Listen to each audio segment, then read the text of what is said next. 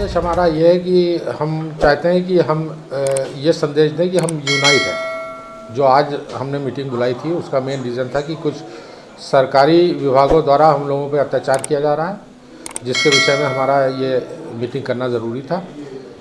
उसके लिए मैंने जॉइंट डायरेक्टर साहब को भी उसी लिए बुलाया था। मुख्य उद्देश्य क्या है आपके? देखिए, हमारे संगठन का मुख्य उद्देश्य था कि जो हमारे इंफ्रास्ट्रक्चर में गड़बड़ी है, जो रोड ख़राब है, नालियाँ टूटी हुई हैं या और भी बहुत से डेवलपमेंट का काम है जो रुके हुए हैं, उनको किसी तरह से शुरू कराया जाए।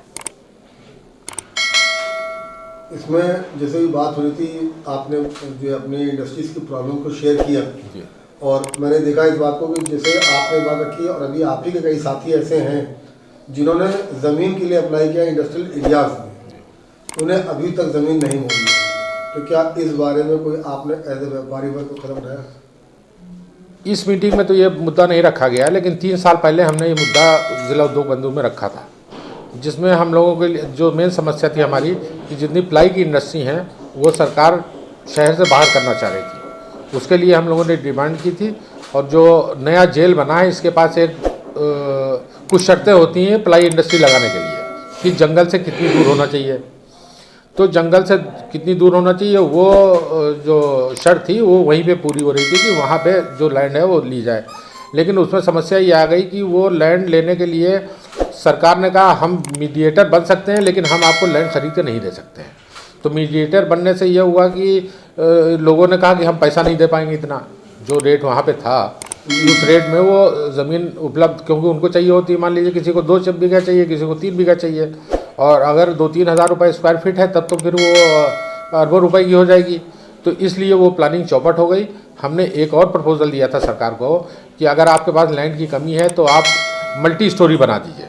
मैं आपको एक एग्जाम्पल दूँ उसका कि अगर मान लीजिए बैग मैन्युफैक्चरिंग यूनिट्स लगा दे कोई, एक आप 6 मंजिल की बिल्डिंग बनाइए, उसमें सिर्फ जो स्कूल के बैग और इस तरह के बैग हैं ये बनाइए, उसी में वहीं पे मटेरियल मिले और वहीं पे परचेजर मिल जाए। भाई आप जब एक बड़ा इंफ्रास्ट्रक्चर बनाएंगे तो उसमें ये सब सुविधा दे दीजिए तो वो बहुत अच्छा चल सकता है। लेकिन हमारा मानना ये है कि सरकारें कोई भी आए, चाहे पहले भी सरकार थी, देखिए एनडी तिवारी जब थे मुख्यमंत्री, ये बहुत पुरानी बात करना ठीक नहीं होगा, लेकिन फिर भी जो इंडस्ट्रियल डेवलपमेंट हुआ वो उन्हीं के ज़माने में हुआ। उसके बाद जो भी सरकारें आई उन्होंने खाली पाँव शो किया, और इंडस्ट्री तालकटोरा इंडस्ट्रियल इस्टेट 50 साल पुराना है, 55 साल हो गए।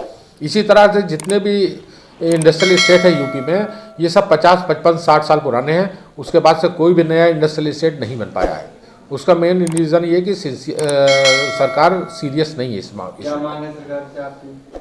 हमारी सरकार से मांग ये है कि हमको शहर के किनारे कहीं पे जगह दें, और उसमें एक चाहे छोटी छोटी जगह दें कि मान लीजिए 10-10 हज़ार स्क्वायर फीट के प्लॉट दे दें, वहाँ पे इंडस्ट्री लगाएं तो हमारे लिए बहुत सुविधाजनक होगा और हमारे उद्योग बढ़ेगा। अभी जैसे प्रवाद साहब बोल रहे थे जी कि आगरा एक्सप्रेस हाईवे के आसपास भी हम ज़मीन दे सकते हैं, तो क्या इस बारे में कोई ऐसा प्रपोजल इंडस्ट्रीज के पास आया कि नहीं आया?